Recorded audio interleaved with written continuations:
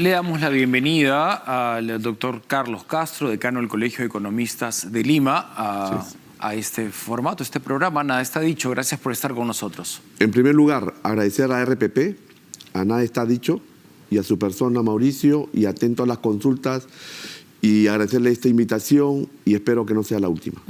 No, siempre bienvenido. Reflexionábamos en torno a lo que estamos viviendo y el esfuerzo que viene haciendo desde hace décadas el Estado para posicionar al Perú como destino turístico. El esfuerzo, obviamente, acompañado de una inversión económica multimillonaria.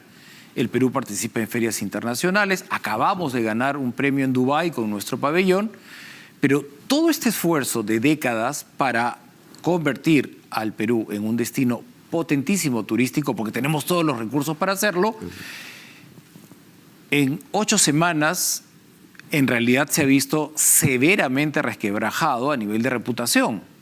Si uno pregunta, oye, ¿puedo ir a Machu Picchu? De repente no es un buen momento, te pueden cortar la carretera, de repente interrumpen el servicio de tren, o de repente hay una huelguista de controladores aéreos y no llegas a tu destino. Cuando uno pierde reputación, credibilidad, ¿cómo se cuantifica eso?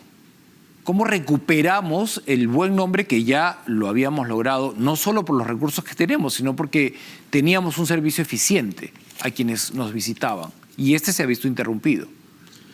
Si me permites, para hacer una introducción de lo que hemos tenido en positivo el país, que no nos bastaba porque teníamos que trabajar también otras reformas que no le hemos hecho hasta el día de hoy.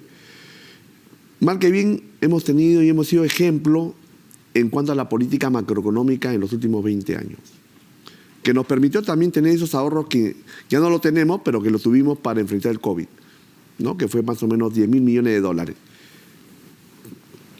Producto de esa disciplina fiscal y de ese manejo macroeconómico en la mayoría de los indicadores, salvo el del ingreso per cápita, que sí estamos bajos en América Latina, con relación a otros países como Chile, Colombia, ¿no?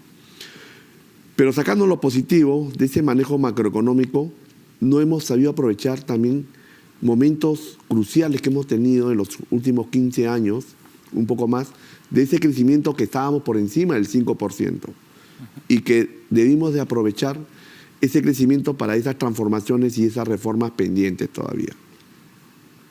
Es más, por el lado positivo, que he empezado un poco, estamos en un gran momento de las exportaciones, tanto primarias y las exportaciones de agroexportación. Sí, de agroexportación no tengo dudas, pero por ejemplo, sube el precio del cobre y nosotros paramos las bambas de donde sale el cobre del Perú. Justo tomando como ejemplo y de la entrevista anterior, ¿no? El año pasado ya nos costó en cuanto a producción, que más o menos la producción normal que tiene las bambas es más o menos por encima de las 400.000 millones de toneladas métricas, bajó a 270.000 por las paralizaciones que hubo el año pasado. Estuvo entre 270.000, cercano a los 300.000. Ahora nuevamente, por iniciativa de la propia empresa, ha paralizado, por los motivos que sabemos. Por la falta de seguridad, no existe, digamos, una mayor estabilidad jurídica, porque se viene, lamentablemente, esos factores negativos. Y para terminar, que sepa también el público, hemos bajado 8 puntos, Mauricio, en cuanto al índice de atracción para las inversiones. Estábamos en el puesto 34, ahora estamos en el puesto 42. Sí, yo acabo de conversar con el dirigente de la comunidad Chile, el señor Edgar Lima, y nos hemos centrado en las bambas, pero ocurre algo también trágico en Cuajone, que es un proyecto minero importantísimo, porque una comunidad colindante les ha cortado el suministro del agua desde el pasado 28 de febrero. Entonces, visto el panorama de nuestro país, no solamente me quería ir a indicativos macroeconómicos y las agroexportaciones se mantienen muy bien, sino a la reputación que trae una consecuencia inmediata en el mediano y en el largo plazo. Si los inversionistas estaban tratando de traer dinero acá para generar exploraciones mineras o proyectos hoteleros o potencializar el turismo o finalmente invertir en agroexportación, la inestabilidad política es un factor que de alguna manera paraliza la inestabilidad política. ¿Cómo podemos revertir eso? Para redondear un poco cifras, entre las dos minas, tanto Cuajone y Las Bambas, se está perdiendo alrededor de 14 millones de dólares diarios. Diarios. Así es, ¿no? Impresionante. Y entre ambos estamos poniendo en riesgo posiblemente por encima de 16.000 puestos de trabajo directos, entre planilla y contratistas. Pero sabemos que el efecto multiplicador de puestos de trabajo indirectos es más o menos de por cada puesto directo, entre 8 a 10 puestos indirectos, ¿no? Entonces, imagínate que estamos poniendo en riesgo por encima de más de 100.000 puestos de trabajo en esas dos minas o unidades productivas mineras tan importantes que necesitamos del país. Por ejemplo, ahora escuchábamos que el dirigente de la comunidad Chila pedía la presencia del presidente del Consejo de Ministros para el lunes y piden la presidencia del Consejo de Ministros. Nos explicaban los estrategas que aunque pidan al presidente del Consejo de Ministros o aunque pidan al presidente de la República, quien tiene que ir es el que dirige la unidad de desactivación de conflictos sociales. Así.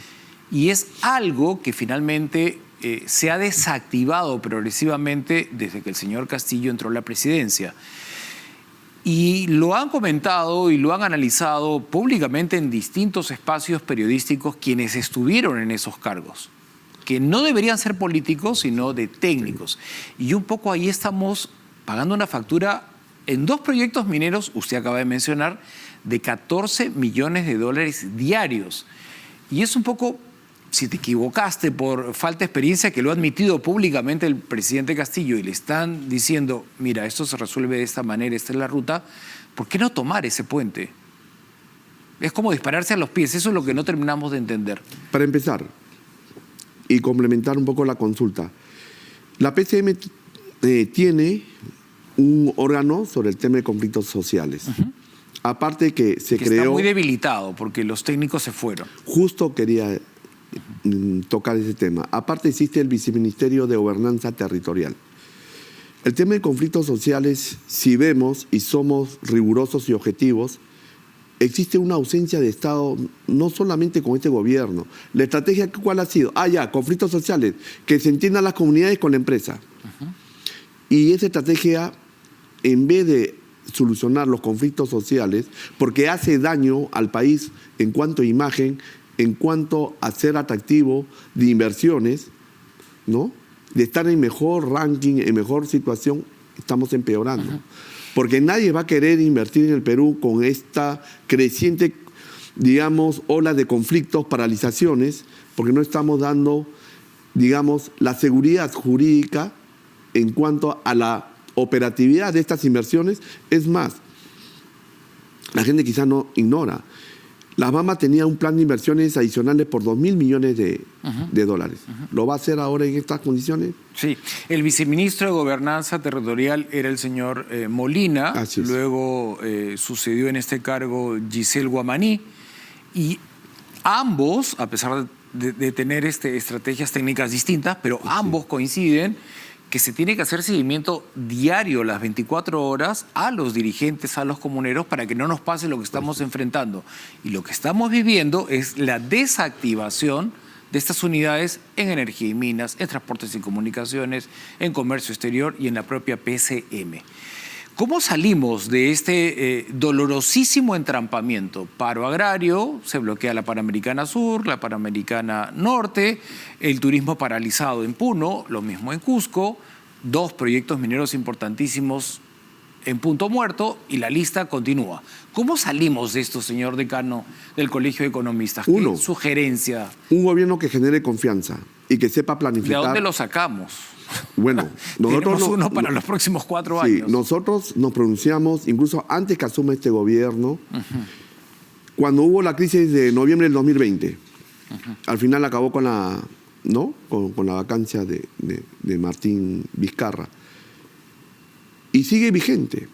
Se requiere de un gabinete de consenso, de ancha base. Pero ¿usted considera que la crisis que estamos viviendo empezó con la elección del presidente Castillo o empezó en el 2016 con la elección del presidente Kuczynski y un legislativo que no fue tampoco, de alguna manera, armonioso, ¿no? ¿Dónde cree que empezó la crisis? La crisis ya es estructural. La crisis entre este enfrentamiento legislativo y ejecutivo viene del 2016.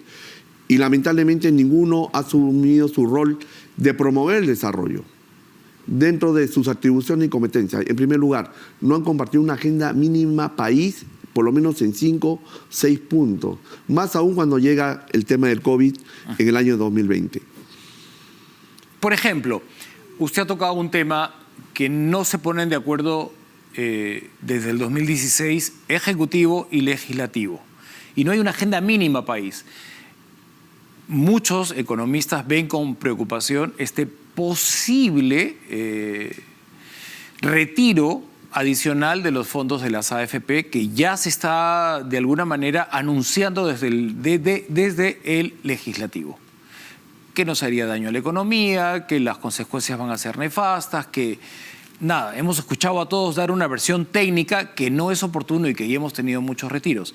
Ahí hay una discrepancia que desde su punto de vista sería subsanable o no con el retiro un retiro más de las AFP que anuncia el Congreso de la República. Es el 6º retiro. 3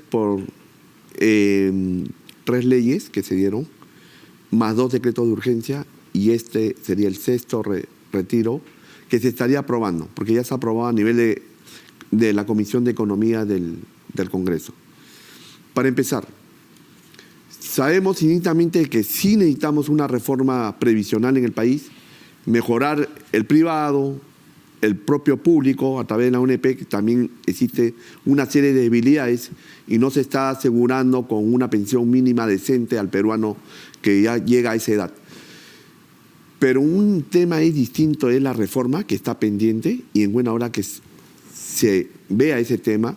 Y es más, esa reforma previsional, Mauricio, no puede estar ajeno también a una política de poder fomentar el empleo formal. No hay otra solución de que si tú quieres llevar una reforma previsional, vincular a esa también a esa política de generar empleo formal. Hemos hecho todo lo contrario. Cada día producimos empleo informal. En segundo lugar, estamos condenando a muchos peruanos que no tengan en el futuro una pensión, por cuanto ya en estos momentos se calcula que existen 5 millones de peruanos que están con cuenta cero en sus aportes pensionarios en AFP. Entonces, eso es sumamente peligroso.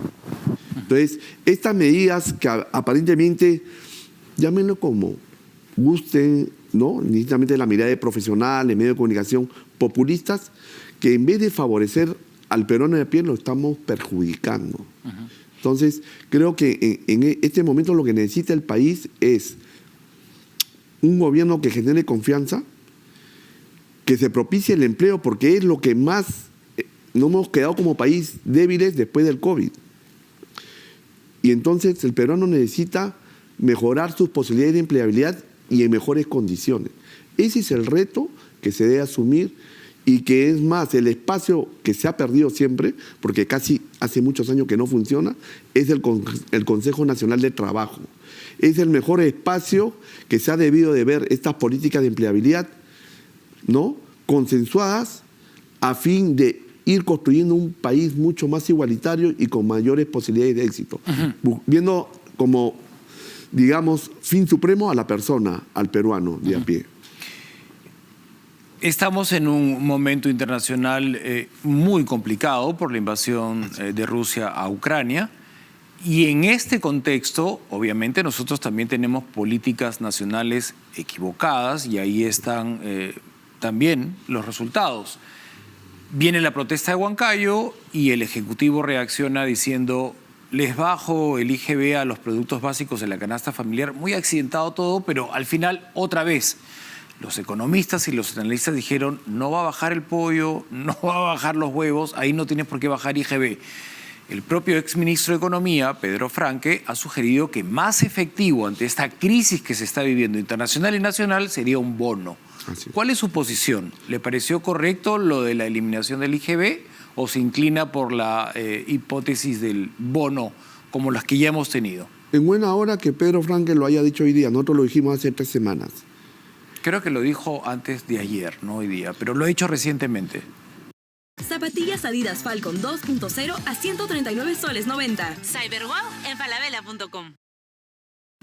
Hay experiencia ya aquí en el Perú cuando se han aplicado esas medidas, no han sido tan eficientes porque al final el consumidor final no lo siente y no ve... Se refiere al IGB. Al IGB y también incluso al impuesto selectivo al consumo de los combustibles. Ambas ya entraron en vigencia, ¿no? Ahora, lo del IGB era como tan general que abarcaba al que no tiene, al que tiene un poquito, al que tiene más o menos y al que tiene mucho. Y es más, el propio proyecto del Ejecutivo fue también cambiado, porque el primero que hicieron llegar al Congreso y el día lunes 11 fue distinto, y es el que prácticamente el Congreso dijo, ya que vaya este que nos ha hecho llegar el Ejecutivo, que fueron para 5 productos, pero con las salvedades que incluso ya existe cuestionamientos, porque en algunos productos no se considera esta exoneración en toda la cadena, ¿no?, de producción y distribución, ¿no?